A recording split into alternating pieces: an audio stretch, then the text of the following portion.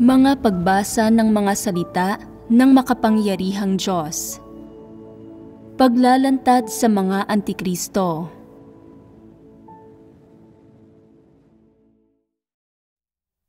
Ikasyam na item. Ginagawa nila ang kanilang tungkulin para lang maging tanyag sila at maisakatuparan ang kanilang sariling mga interes at ambisyon. Hindi nila kailanman isinasaalang-alang ang mga interes ng sambahayan ng Diyos at ipinagkakanulupa ang mga interes na iyon, ipinagpapalit para sa kanilang personal na kaluwalhatian. Ikatlong bahagi. Ikalawa, ang mga interes ng mga Antikristo. B.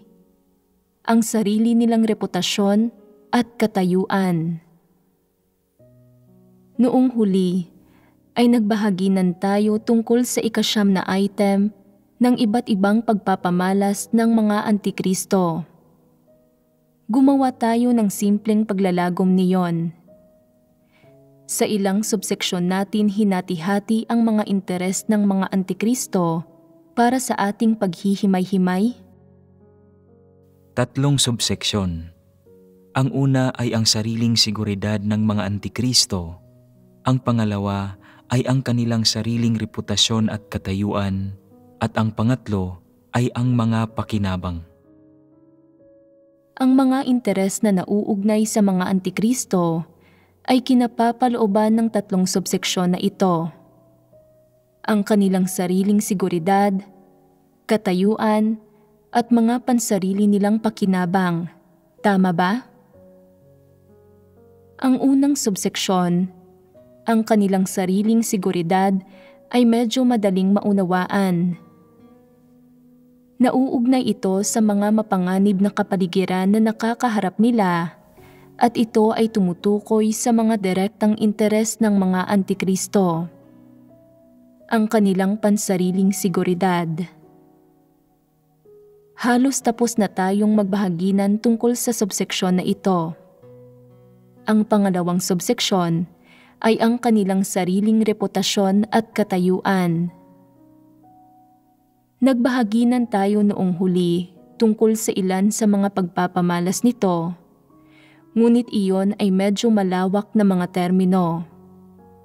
Sa palagay ko, lahat kayo ay mayroon lang konseptual na pagkaarok at kaalaman sa subseksyon na ito. Kung hindi ako magbibigay sa inyo ng ilang halimbawa at ng ilang detalyado at konkretong pagsusuri, maaaring magtaglay lamang kayo ng kaunting doktrinal at literal na pagkaunawa sa aspektong ito ng diwa at mga pagpapamalas ng mga Antikristo. At maaaring hindi ninyo makikilala ang alinman sa mga tunay at partikular na pagpapakita at pagpapamalas na ito. Mula sa perspektiba ninyo, pagdating sa pagbabahaginan tungkol sa mga paksang ito, mas mainam kung mas detalyado, hindi ba? Gusto ninyong makarinig ng mga bagay na nakahanda na. Ayaw ninyo iyong mga bagay na kailangan pa ninyong alamin. Pagkatapos ninyong makinig sa mga sermon na ito, gumagawa ba kayo ng sariling pag-aaral?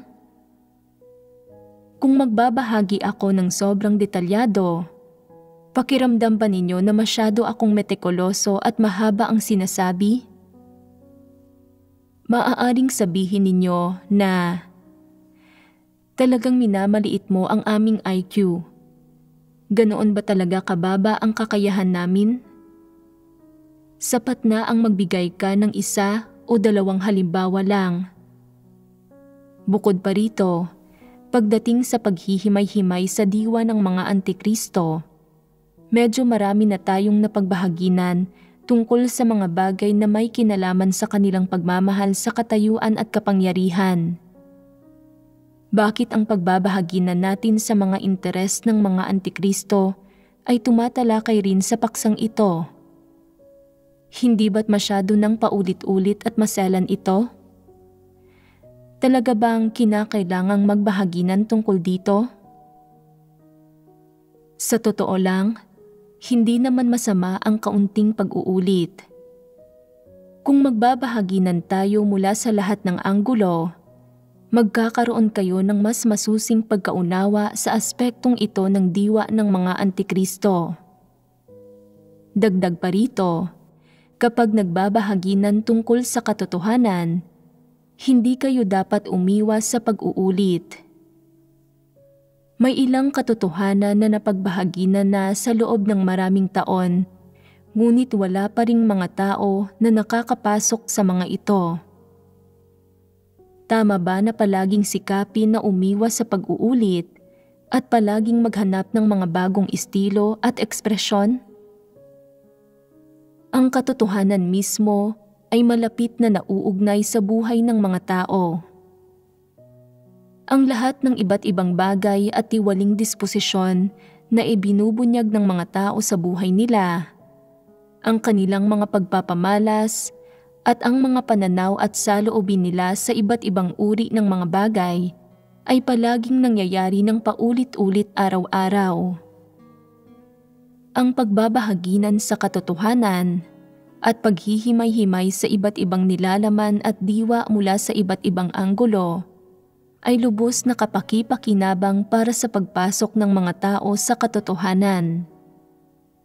Noong huli, nagbahaginan tayo sa isang simple at malawak na paraan tungkol sa pangalawang subseksyon ng mga interes ng mga Antikristo, ang kanilang sariling reputasyon at katayuan. Ngayon, magbibigay ako ng ilang halimbawa upang detalyado tayong makapagbahaginan tungkol dito. Siyempre, kung nakapagkamit kayo ng kaunting bagong pagkaunawa o nakapagtamo ng kaunting paghahayag o liwanag batay sa pundasyon ng aking pagbabahagi, o kung nakakita kayo ng ilang kaugnay na halimbawa sa takbo ng inyong sariling karanasan o buhay, maaari rin kayong makilahok sa pagbabahaginan. Susunod, partikular tayong maghihimay-himay mula sa perspektiba ng mga interes ng mga Antikristo, kung ano ang ipinapamalas ng mga Antikristo pagdating sa kanilang sariling reputasyon at katayuan, kung anong mga tiwaling disposisyon ang ibinubunyag ng mga Antikristo, at kung sa anong mga paraan ibinubunyag ng mga Antikristo ang gayong mga kalikasang diwa. Kumpara sa mga normal na tao, mas matindi ang pagmamahal ng mga Antikristo sa kanilang reputasyon at katayuan, at isa itong bagay na nasa loob ng kanilang disposisyong diwa. Hindi ito isang pansamantalang interes o lumilipas na epekto ng kanilang paligid. Ito ay isang bagay na nasa kanilang buhay, nasa kanilang mga buto, kaya ito ay kanilang diwa. Masasabing sa lahat ng ginagawa ng mga Antikristo, ang una nilang isinasaalang-alang ay ang kanilang sariling reputasyon at katayuan, wala nang iba pa. Para sa mga Antikristo, ang reputasyon at katayuan ang kanilang buhay at ang kanilang panghabang buhay na layon. Sa lahat ng kanilang ginagawa, ang una nilang isinasaalang-alang ay, ano ang mangyayari sa aking katayuan at sa aking reputasyon? Ang paggawa ba nito ay magbibigay sa akin ng magandang reputasyon? Itataas ba nito ang aking katayuan sa isipan ng mga tao? Iyon ang unang bagay na kanilang iniisip, na sapat na patunay na mayroon silang disposisyon at diwa ng mga Antikristo. Iyon ang dahilan kaya isinasaalang-alang nila ang mga bagay sa ganitong paraan. Maaaring sabihin na para sa mga Antikristo, ang reputasyon at katayuan ay hindi kung anong karagdagang hinihingi lamang, lalong hindi mga bagay na panlabas sa kanila na makakaya nila kahit wala ang mga ito. Bahagi ang mga iyon ng kalikasan ng mga Antikristo. Iyon ay nasa kanilang mga buto, sa kanilang dugo. Ang mga iyon ay likas sa kanila. Hindi masasabing ang mga Antikristo ay walang pakialam kung sila ba ay nagtataglay ng reputasyon at katayuan. Hindi ganito ang kanilang saloobin.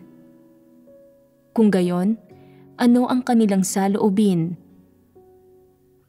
Ang reputasyon at katayuan ay malapit na nauugnay sa kanilang pang-araw-araw na buhay, sa kanilang pang-araw-araw na kalagayan, sa kung ano ang kanilang hinahangad sa araw-araw. At kaya para sa mga Antikristo, ang katayuan at reputasyon ang buhay nila. Paano man sila mabuhay, anuman ang kapaligiran na tinitirhan nila, anuman ang gawain na kanilang ginagawa, anuman ang kanilang hinahangad, anuman ang kanilang mga layon, anuman ang direksyon ng kanilang buhay, umiikot ang lahat ng ito sa pagkakaroon ng magandang reputasyon at mataas na katayuan. At hindi nagbabago ang pakay na ito. Hinding-hindi nila kayang isantabi ang gayong mga bagay.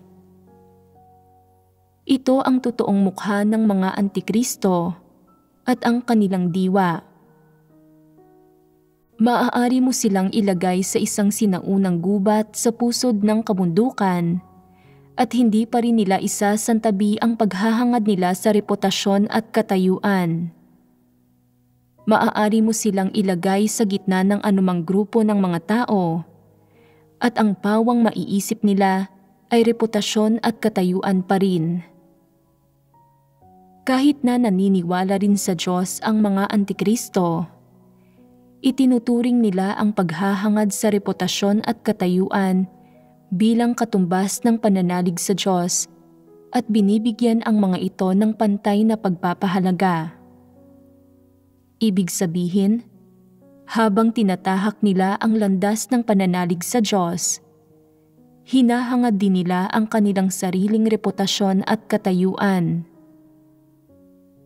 Masasabi na sa puso ng mga Antikristo, naniniwala sila na ang paghahangad ng katotohanan sa kanilang pananalig sa Diyos ay ang paghahangad ng reputasyon at katayuan. Ang paghahangad sa reputasyon at katayuan ay ang paghahangad din sa katotohanan, at ang magkamit ng reputasyon at katayuan ay ang magkamit ng katotohanan at buhay. Kung nararamdaman nila na wala silang reputasyon, pakinabang o katayuan, na walang humahanga sa kanila o nagpapahalaga sa kanila o sumusunod sa kanila, sobrang bigong-bigo sila. Naniniwala silang wala ng saysay pang maniwala sa Diyos, wala na itong kabuluhan, at sinasabi nila sa kanilang sarili na, bigo ba ang gayong pananalig sa Diyos? Wala na ba itong pag-asa? Madalas na tinitimbang nila ang gayong mga bagay sa kanilang puso. Pinag-iisipan nila kung paano sila magkakapwesto sa sambahayan ng Diyos, kung paano sila maaaring magkaroon ng matayog na reputasyon sa iglesia, nang sa gayon ay makinig ang mga tao kapag nagsasalita sila at suportahan sila kapag kumikilos sila at sumunod sa kanila saan man sila magpunta. Nang sa gayon ay sila ang may huling salita sa iglesia at ang may kasikatan, pakinabang at katayuan. Talagang pinagtutuunan nila ang gayong mga bagay sa puso nila. Ang mga ito ang hinahangad ng gayong mga tao.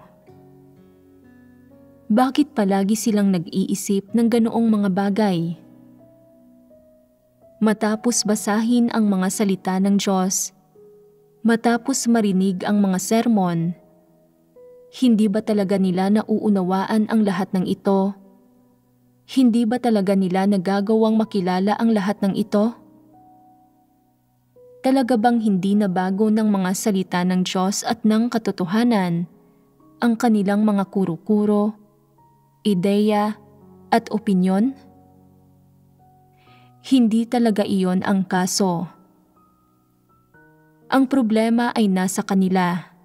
Ito ay lubos na dahil hindi nila minamahal ang katotohanan. Dahil sa puso nila, tutol sila sa katotohanan at bilang resulta, lubos nilang hindi tinatanggap ang katotohanan na natutukoy ng kanilang kalikasang diwa.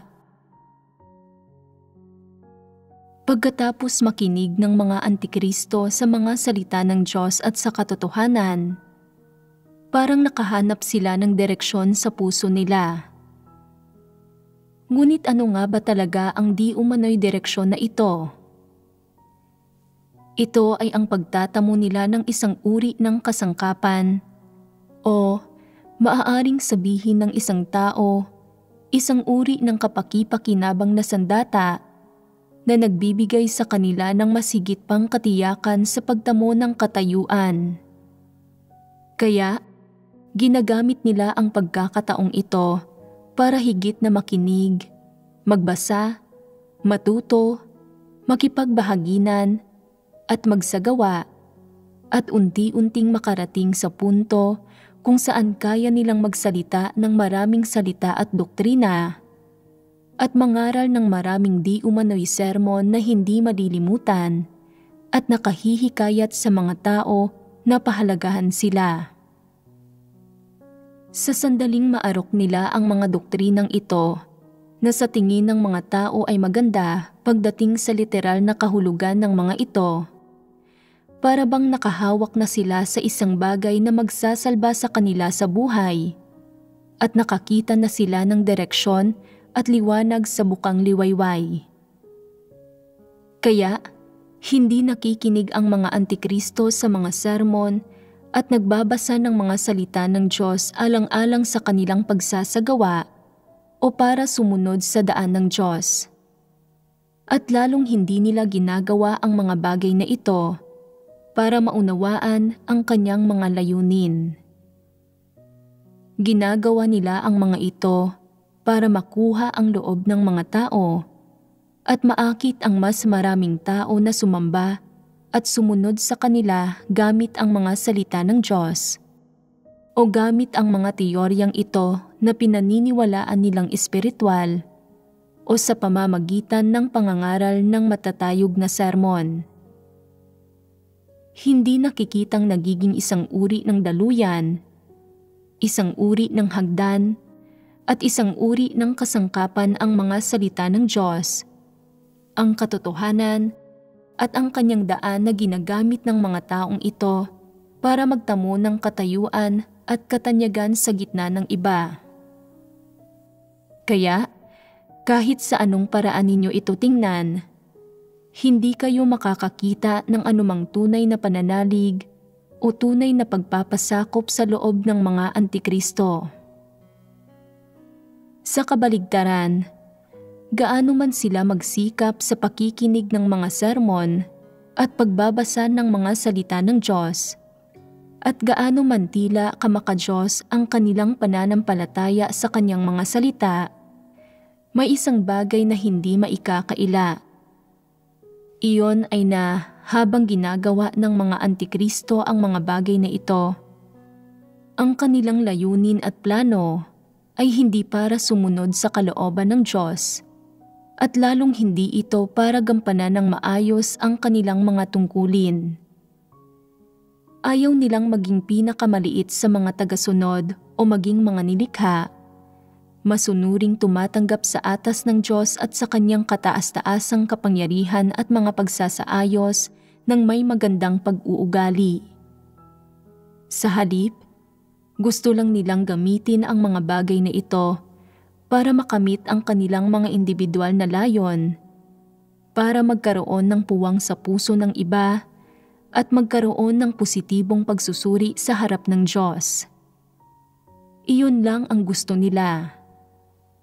Kaya, gaano man ipangaral ng mga antikristo ang mga salita ng Diyos, at gaano man katama, katayog, kaespiritual, at kaangkop sa panlasa ng mga tao ang mga sermong ipinangangaral nila, wala silang magiging pagsasagawa at pagpasok.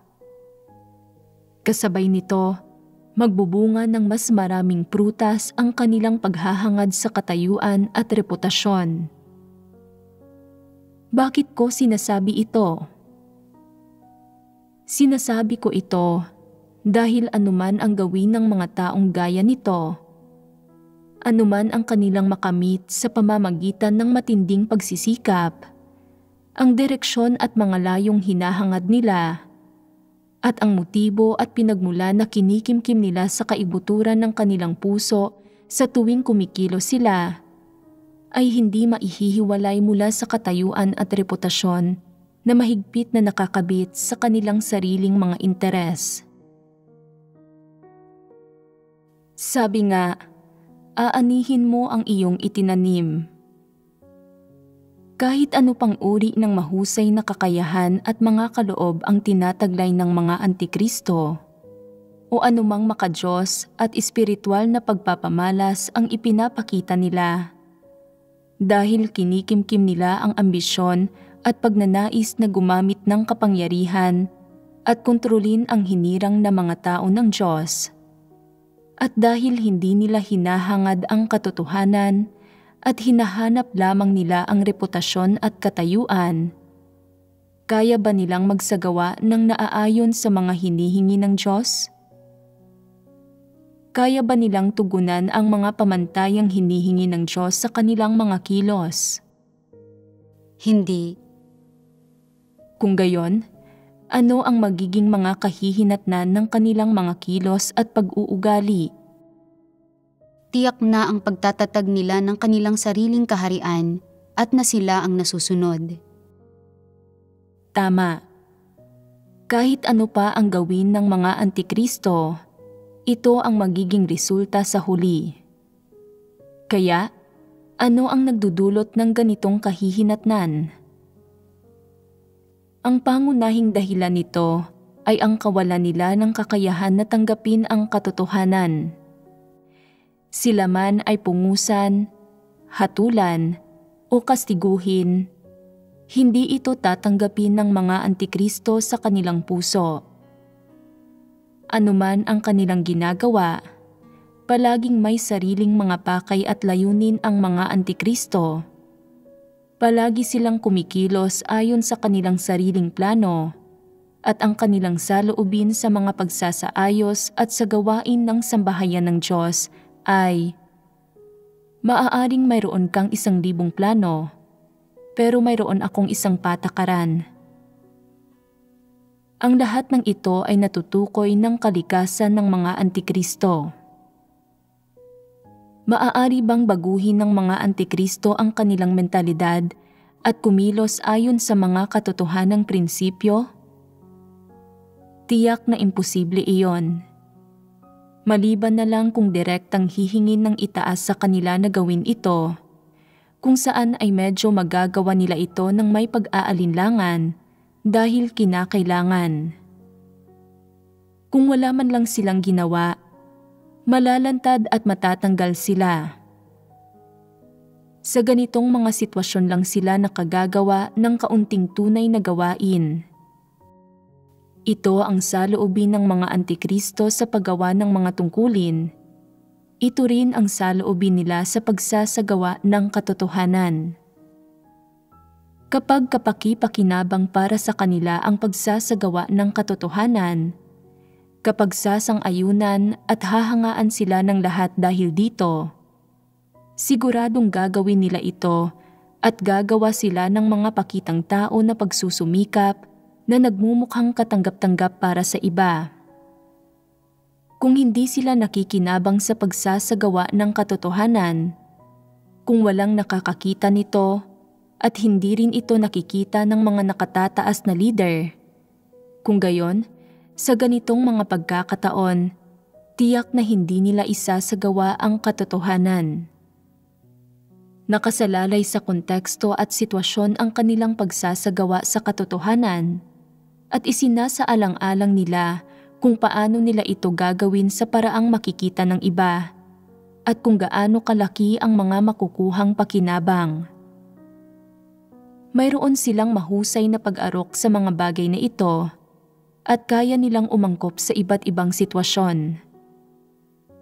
Isinasaalang-alang nila sa lahat ng oras ang kanilang sariling kasikatan, pakinabang at katayuan at hindi nagpapakita ng anumang pagsasaalang-alang para sa mga layunin ng Diyos. At dahil dito, nabibigo silang isagawa ang katotohanan at itaguyod ang mga prinsipyo. Binibigyang pansin lamang ng mga Antikristo ang kanilang sariling kasikatan, pakinabang, katayuan, mga pansariling interes, at ang hindi nila pagkamit ng anumang pakinabang o pagbabandera nila sa kanilang sarili ay hindi katanggap-tanggap at malaking abala para sa kanila ang pagsasagawa ng katotohanan.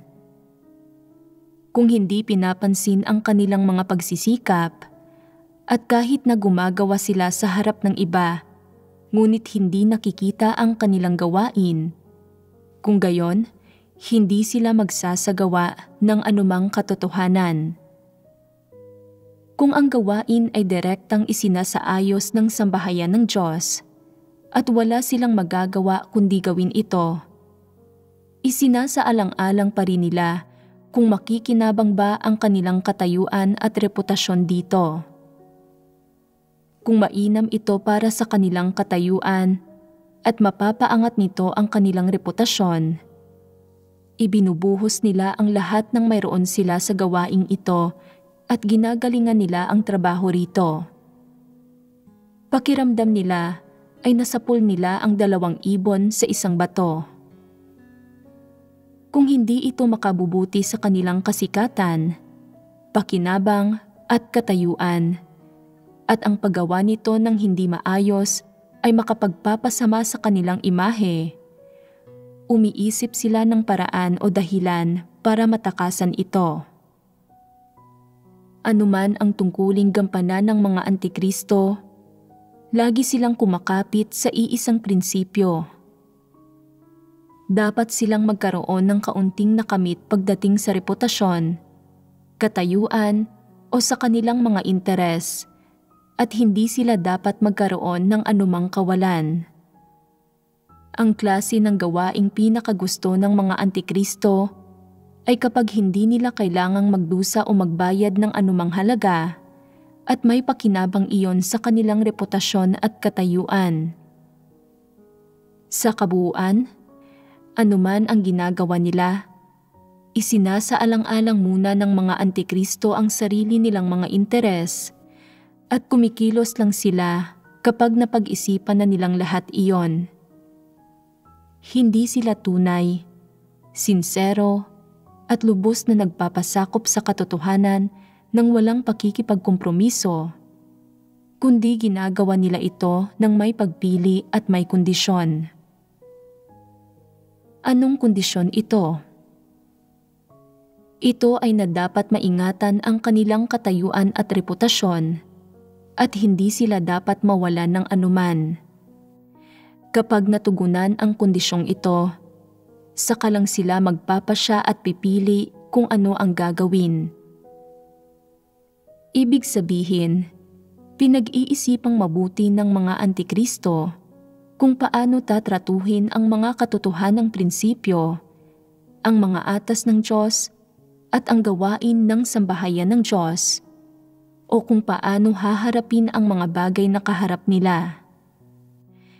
Hindi nila isinasaalang-alang kung paano tugunan ang mga layunin ng Diyos, kung paano iingatang huwag mapinsala ang mga interes ng sambahayan ng Diyos, kung paano mapalulugod ang Diyos, o kung paano makikinabang ang mga kapatid. Hindi ang mga ito ang isinasaalang-alang nila. ano ang isinasaalang-alang ng mga antikristo? Kung maaapektuhan ba ang kanilang sariling katayuan at reputasyon, at kung bababa ba ang kanilang katanyagan. Kung ang paggawa ng isang bagay ayon sa mga katotohanang prinsipyo ay kapaki-pakinabang sa gawain ng iglesia at sa mga kapatid, subalit magdurusa naman ang kanilang sariling reputasyon at mapagtatanto ng maraming tao ang kanilang tunay na tayog, at malalaman kung anong uri ng kalikasang diwa ang mayroon sila. Kung gayon, tiyak na hindi sila kikilos alinsunod sa mga katotohanang prinsipyo. Kung ang paggawa ng tunay na gawain ay magiging sanhi para maging mataas ang tingin sa kanila, tingalain sila at hangaan sila ng mas maraming tao, tulutan silang magkamit ng mas higit pang katanyagan o magkaroon ng awtoridad ang kanilang mga salita at mas maraming tao pa ang magpasakop sa kanila. Kung gayon, ay pipiliin nilang gawin ito sa ganoong paraan. Kung hindi naman, hinding-hindi nila pipiliin na isantabi ang sarili nilang mga interes para isaalang-alang ang mga interes ng sambahayan ng Diyos o ng mga kapatid. Ganito ang kalikasang diwa ng mga antikristo. Hindi ba ito makasarili at kasuklam-suklam? Sa anumang sitwasyon, itinuturing ng mga antikristo na pinakamahalaga ang kanilang katayuan at reputasyon. Walang sino mang maaaring makipagkompetensya sa kanila. Anumang pamamaraan ang kailangan, basta't nakukuha ang loob at napapasamba nito ang mga tao sa kanila, gagawin ito ng mga antikristo. Kapag may ibang tao na pinahahalagahan at sinasang-ayunan ng hinirang na mga tao ng Diyos dahil sa kanilang pagpapatotoo sa Diyos, gagamitin din ng mga antikristo ang pamamaraang ito para kunin ang loob ng mga tao. Ngunit hindi nagtataglay ng katotohanan ang mga antikristo o ng praktikal na karanasan, kaya pinipiga nila ang kanilang utak na gumawa ng isang hanay ng mga teorya na nagpapatotoo para sa Diyos batay sa mga imahinasyon ng tao. Nagsasalita kung gaano kadakila ang Diyos, kung gaano kamahal ng Diyos ang tao, kung paanong nagbabayad ng halaga ang Diyos para iligtas ang tao, at kung gaano nagpapakumbaba at nagtatago ang Diyos.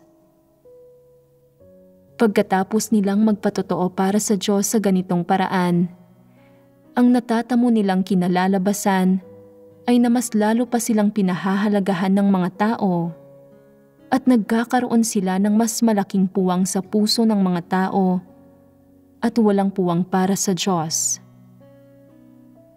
Kung nakikita nila na ang pagsasalita tungkol sa pagkakilala sa sarili ay maaaring magtulak sa mga tao na higit silang pagkatiwalaan, hangaan at pahalagahan, madalas nilang pag-uusapan ang tungkol sa pagkilala sa kanilang sarili at madalas na hihimayin ang kanilang sarili. Hihimay-himayin nila ang katunayan na sila ay isang dyablo, na hindi sila tao, na wala silang katwiran, na hindi nila hinahangad ang katotohanan, at na hindi nila taglay ang katotohanan. Magbabahagi sila tungkol sa ilang paimbabaw, walang kabuluhang paksa para ilihis ang iba, kuhanin ang tiwala ng mga ito, at kumuha ng marami pang tao na pupuri at hahanga sa kanila. Ganito kumilos ang mga antikristo. Kung ang isang partikular na pamamaraan ng pagbabahagi ng patutoong batay sa karanasan ay magbibigay daan sa kanila para magtamo ng pagsang-ayon at paghanga ng ibang tao, hindi sila mag-aatubiling gamitin ito. Pagtutuunan, pagsisikapan, at pag-iisipan talaga nila ng husto ang pamamaraang ito. Sa kabuuan, ang layon at motibo nila sa paggawa ng lahat ng ito ay umiikot lamang sa katayuan at reputasyon.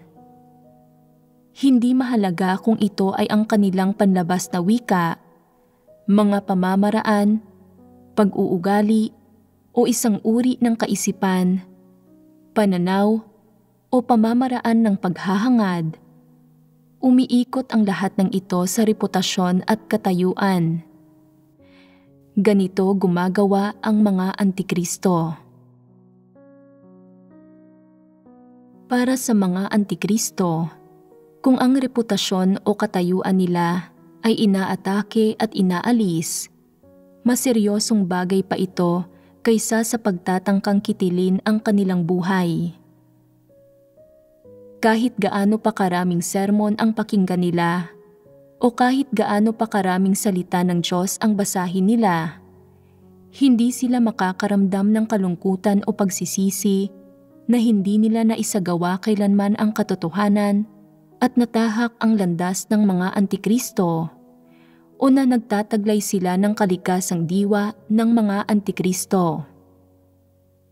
Sa halip, lagi silang nag-iisip ng paraan upang magkamit ng katayuan at pataasin ang kanilang reputasyon.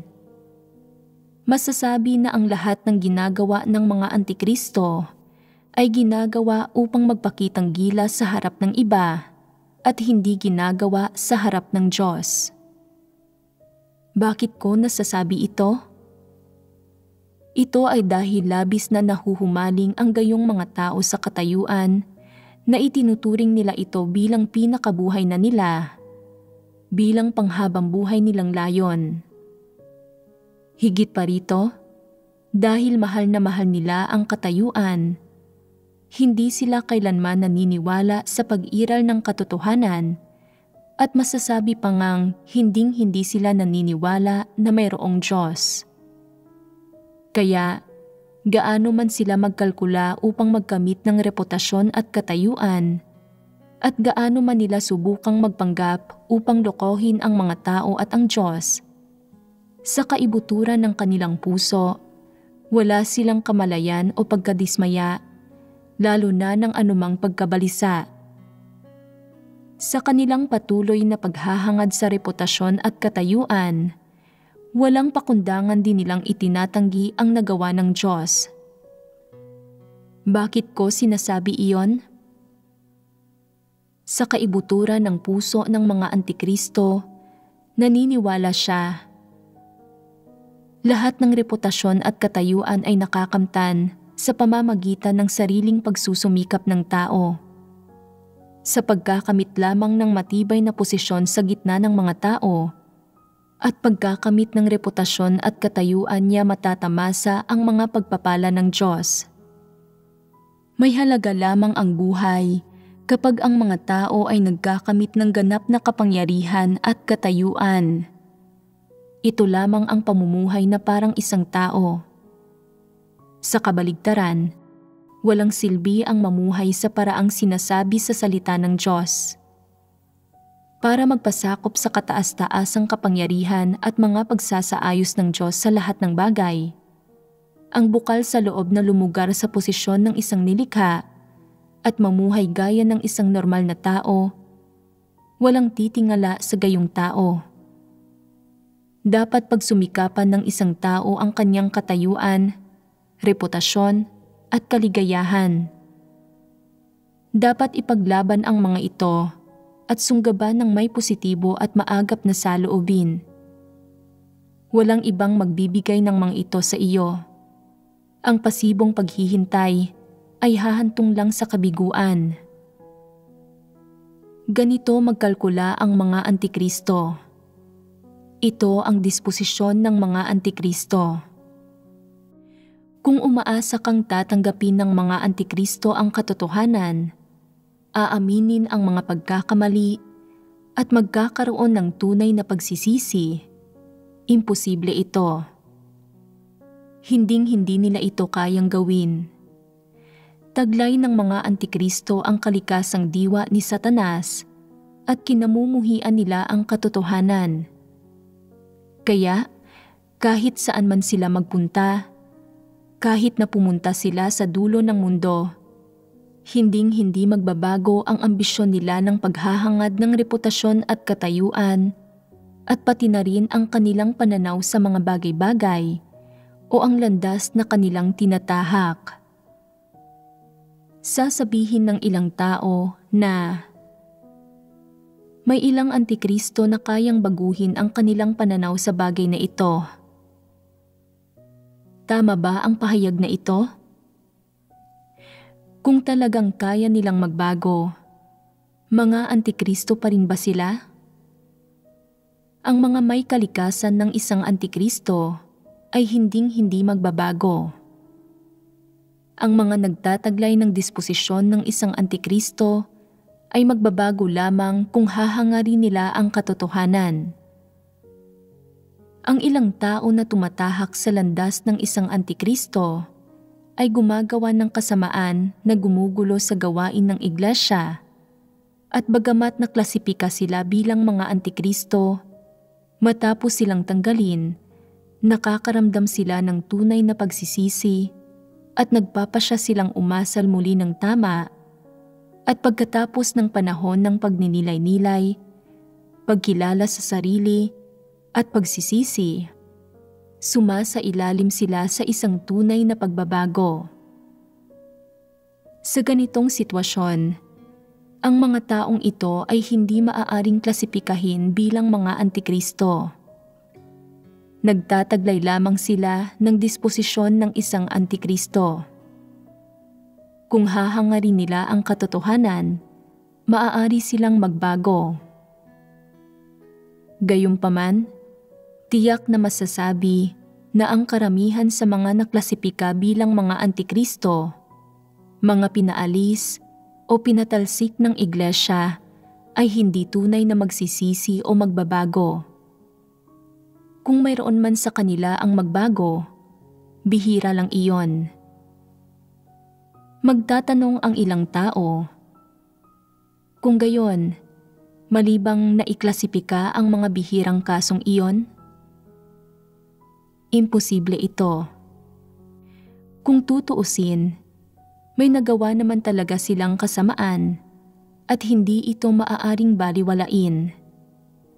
Gayunpaman, kung magagawa nilang tunay na magsisi, kung handa silang gumawa ng tungkulin, at kung sila ay nagtataglay ng tunay na patotoo ng kanilang pagsisisi, maaari pa rin silang tanggapin ng iglesia.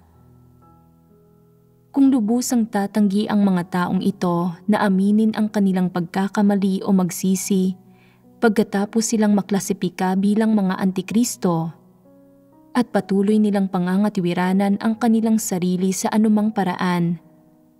Kung gayon, tumpak at ganap na tama na iklasipika sila bilang mga antikristo. Kung inamin nila ang kanilang mga pagkakamali at nakaramdam sila ng tunay na pagsisisi, paanong ikaklasipika pa rin sila ng iglesia bilang mga antikristo? Imposible iyon. Kahit sino pa sila, kahit gaano karaming kasamaan ang ginawa nila, o gaano kalubha ang kanilang mga kamalian, kung ang isang tao ay natukoy bilang isang antikristo o nagtataglay ng disposisyon ng isang antikristo, ay nakasalalay sa kung nagagawa niyang tanggapin ang katotohanan at ang mapungusan, at kung taglay nila ang tunay na pagsisisi. Kung kaya nilang tanggapin ang katotohanan at ang mapungusan, kung taglay nila ang tunay na pagsisisi, at handa silang igugol ang buong buhay nila sa pagtatrabaho para sa Diyos, kung gayon, tunay itong nagpapahiwatig ng kaunting pagsisisi. Ang isang taong gaya nito ay hindi maaaring iklasipika bilang isang antikristo. Kaya ba talagang tanggapin ng mga tunay na antikristong iyon ang katotohanan? Talagang hindi. Ito ay tiyak na dahil sa hindi nila mahal ang katotohanan at tutol sila sa katotohanan, na hindi nila kailanman magagawang bitiwan ang reputasyon at katayuan, mga bagay na mahigpit na nakakabit sa kanilang buong buhay. Matatag na naniniwala ang mga antikristo sa kanilang mga puso na kapag may reputasyon at katayuan, saka lamang sila magkakaroon ng dignidad at magiging tunay na mga nilikha, at na kapag may katayuan, saka lamang sila magagantimpalaan at makokoronahan, magiging marapat na sang-ayunan ng Diyos, magkakamit ng lahat ng bagay, at magiging isang totoong tao. Ano ang tingin ng mga antikristo sa katayuan? Tinitingnan nila ito bilang katotohanan. Itinuturing nila ito bilang pinakamataas na layong dapat hangarin ng mga tao. Hindi ba't problema iyon? Ang mga taong maaaring mahumaling sa katayuan sa ganitong paraan ay tunay na mga antikristo. Kauri sila ng mga taong katulad ni Pablo. Naniniwala sila na ang paghahangad sa katotohanan, paghahanap ng pagpapasakop sa Diyos, at paghahanap ng katapatan ay pawang mga proseso na umaakay sa isang tao sa pinakamataas na posibleng katayuan. Mga proseso lamang ito, hindi ang layon at pamantayan ng pagiging isang tao, at na ginagawa lamang ang mga ito para makita ng Diyos. Ang pagkaunawang ito ay isang kalokohan at katawa-tawa. Ang mga kakatuwang tao lamang na namumuhi sa katotohanan ang makakaisip ng gayong katawa-tawang ideya. Pagdating sa mga antikristo, anumang aspekto ng katotohanan ang pagbabahagi na ninyo, ang kanilang pamamaraan ng pag-arok at pag-unawa ay magiging iba kaysa sa mga taong naghahangad ng katotohanan. Pagkatapos marinig ang katotohanan, iniisip ng mga taong naghahangad nito na hindi ko taglay ang aspektong ito ng katotohanan at maiuugnay ko sa aking sarili ang kalagayang ito na ibinunyag ng Diyos. Bakit kaya pagkatapos makinig dito, ay ramdam ko na puno ako ng pagsisisi at pagkakautang sa Diyos? Napakalayo ko pa rin sa paghahangad sa katotohanan at malayo pa rin ako sa tunay na pagpapasakop. Nakararamdam ako ng sobrang takot. Ito ay naging isang pampagising sa akin. Akala ko ay maayos ang lagay ko kamakailan, at hindi ko alam na hindi pala talaga ako isang tao na nagsasagawa ng katotohanan o nagpapalugod sa Diyos. Simula ngayon, kailangan kong maging maingat at masinop at tumuon sa pananalangin sa harap ng Diyos at pagsusumamo sa Kanya para sa patnubay at pagtanglaw. Hindi ako dapat sumunod sa sarili kong kagustuhan. Lalaliman ko ang pagpasok sa aspektong ito ng katotohanan at mayroon pa akong puwang para umusad.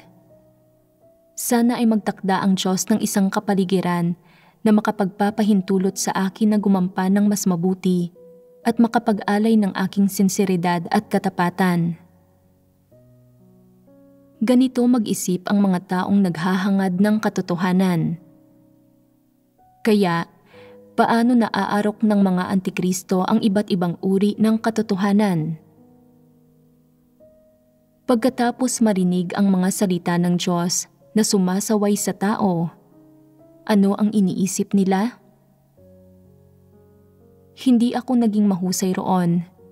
Nagkaroon ako ng kapabayaan sa mga kilos ko at lumitaw ang mga pagkakamali. Ilan kaya ang nakakaalam tungkol dito? Napakalinaw ng pagkakasabi ng mga salita ng Diyos. Ibig bang sabihin niyon ay nakilatis na niya ako? Kung gayon, hindi ito magandang kinalabasan. Hindi ito ang gusto ko. Kung nakilatis na ako ng Diyos, may iba pa bang nakakaalam tungkol dito? Kung may nakakaalam, mas malala pa nga iyon. Kung ang Diyos lang ang nakakaalam at wala ng iba, ayos lang iyon. Kung naririnig ng ilang tao ang mga salitang ito ng Diyos na naglalantad sa tao at iniuugnay at ginagamit nila ang mga ito sa akin, magiging masama iyon para sa reputasyon ko. Kakailanganin kong mag-isip ng paraan para maremedyohan ito. Paano ko ito mareremedyohan? Ganito magnilay-nilay ang mga antikristo. Halimbawa, pagkatapos makinig sa pagbabahagi ng Diyos tungkol sa kung paanong dapat na maging matapat ang mga tao, kaagad na iisipin ng isang antikristo na ang mga hangal lamang ang nagsisikap na maging matapat na tao. Paanong magiging isang matapat na tao ang isang matalinong kagaya ko? Ang matatapat na tao ay mga tau-tauhan lang at mga hangal. Sinasabi nila ang anumang pumapasok sa isipan nila. Sinasabi nila sa ibang tao ang lahat at hinahayaan silang maintindihan ang lahat. Hinding-hindi ko gagawin iyon. Ang pagsasabi ng Diyos na dapat tayong maging matapat na tao ay depende sa tao. Kaya magiging matalinong tao na lang ako at iyon na iyon. Tungkol sa pagiging matapat na tao, pipiliin ko na lang at pagpapasyahan kung kailan ako magiging ganoon. Magtatapat ako tungkol sa ilang bagay, pero hindi ko sasabihin ang lahat ng lihim at mga nakatagong bagay na iyon na kinikimkim ko sa kaibuturan ng aking puso. Mga bagay na maaaring magpababa ng tingin ng mga tao sa akin kung sasabihin ko ang mga ito. Ano bang benepisyo ang mayroon sa pagiging matapat na tao? Sa tingin ko, walang anumang benepisyo ito. Palaging hinihimay-himay ng ilang tao ang kanilang sarili. Nagsisikap na maging matapat na tao at magsalita ng matapat at naglalahad ng kanilang mga tiwaling disposisyon.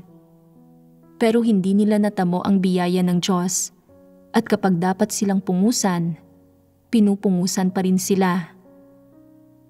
Hindi sila binibigyan ng Diyos ng anumang karagdagang pagtataas. Patuloy silang nagninilay-nilay. Kailangan kong pumili ng ibang daan.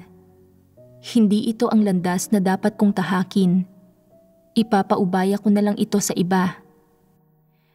Paanong mamumuhay ng ganoon ang isang matalinong taong katulad ko?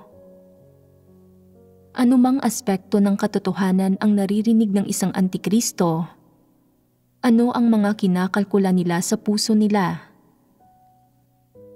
Kaya ba nilang maarok ang katotohanan ng buo?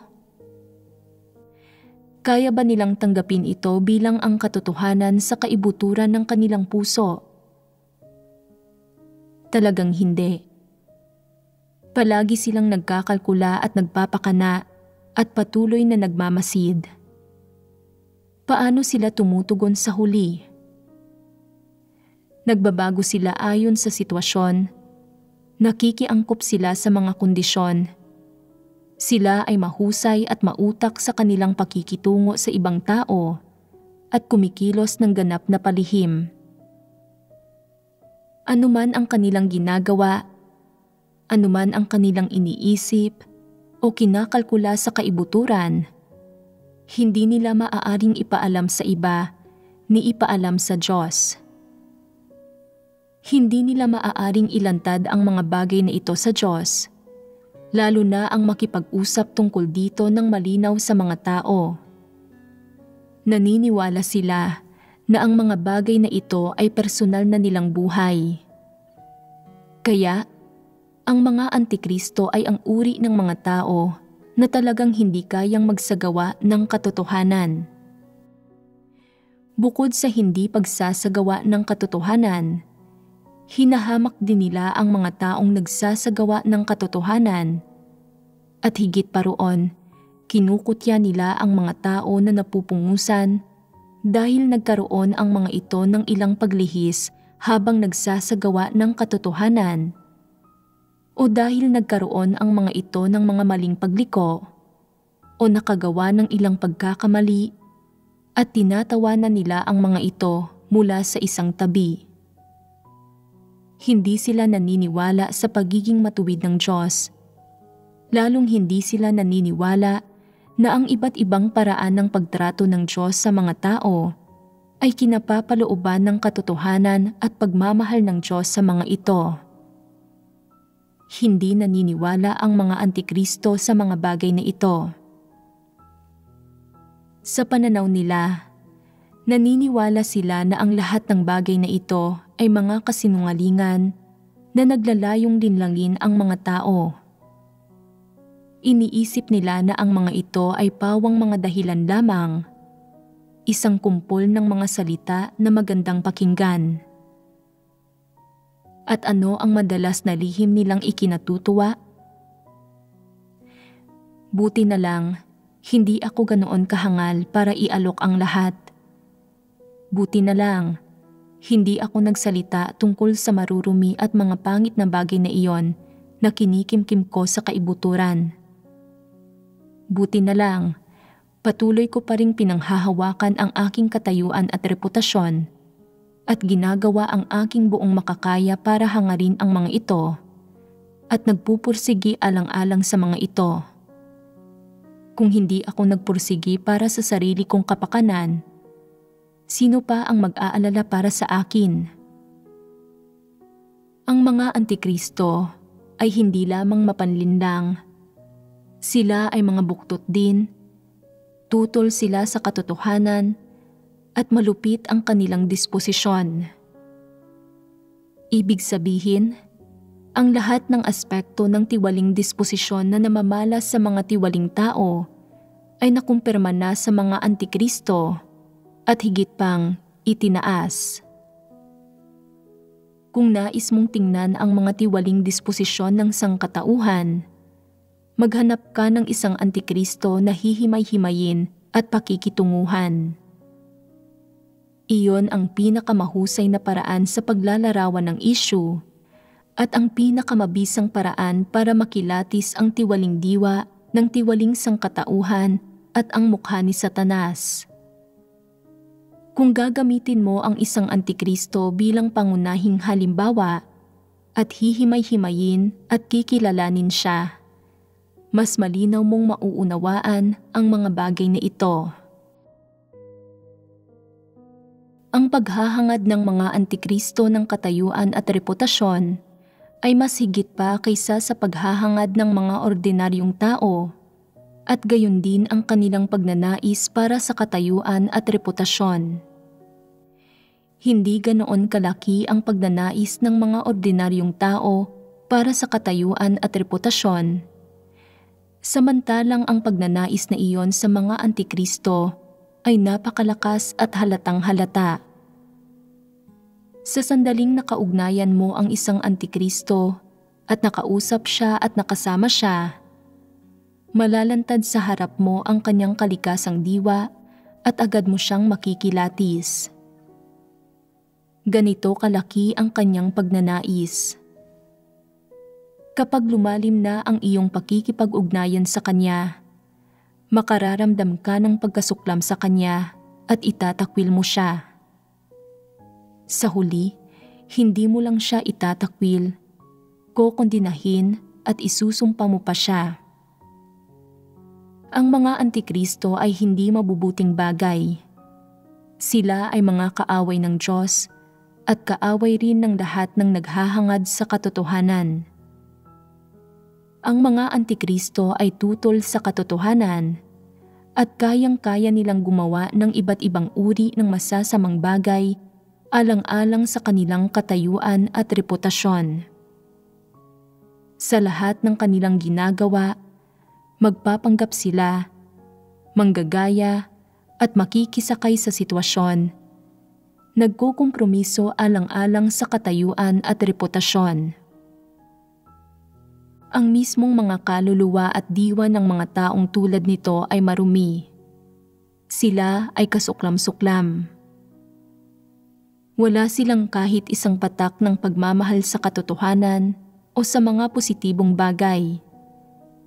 Kasabay nito, Ginagamit nila ang mga positibong bagay at ang pangangaral ng mga tamang salita at doktrina para ilihis ang mga tao, upang magkamit sila ng reputasyon at katayuan at matugunan ang kanilang mga pagnanais at ambisyon.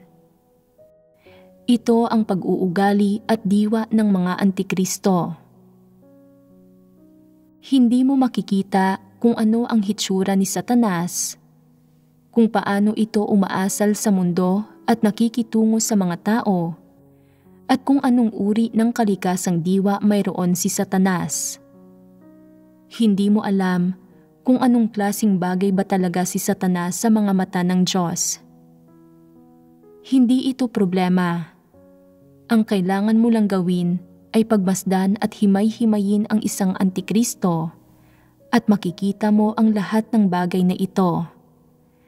Ang kalikasang diwa ni Satanas, ang pangit na mukha ni Satanas, at ang kabuktutan at kalupitan ni Satanas. Ang lahat ng ito ay makikita mo. Ang mga antikristo ay mga buhay na Satanas. Sila ay mga buhay na demonyo.